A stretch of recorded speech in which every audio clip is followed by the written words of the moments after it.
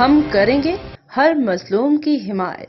السلام علیکم، میں ہوں حرین فاطمہ اور آپ دیکھ رہے ہیں حمایتی نیوز HD چینل۔ نظر ڈالتے ہیں آج کی اہم خبروں پر۔ کراچی شہر قائد میں ڈکیتی مزاحمت کے دوران سفاک ڈاکوں کے ہاتھوں ایک اور شہری مارا گیا۔ تازہ ترین فائرنگ کے واقعے میں مقتول نوجوان کا ماموں زخمی ہو گیا۔ تفصیلات کے مطابق کراچی کے علاقے سائٹ سپر ہائی وے جمالی پل کے قریب رات کا ایک فائرنگ کا واقعہ پیش آیا ہے۔ ڈاکوں کی فائرنگ سے ایک شہری جاں بحق جبکہ دوسرا زخمی ہو گیا۔ واقعے میں 2 ڈاکو بھی ہلاک ہوئے۔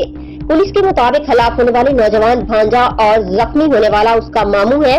جاں بحق شخص کی نہال اور زخمی کی شناخت ایاز کے نام سے ہوئی ہے۔ دونوں افراد گلشن ممار سے واپس آ رہے تھے کہ موٹر سائیکل سوار ملزمان نے انہیں روک کر لوٹنے کی کوشش کی۔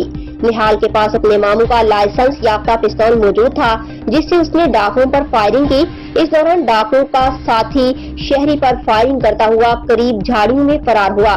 واردات کے فوری بعد گشت پر مامور پولیس پارٹی موقع پر پہنچ گئی۔ بعد ازاں گشت پر مامور اہلکاروں سے مقابلے کے بعد ساتھی ملزم بھی ہلاک ہو گیا۔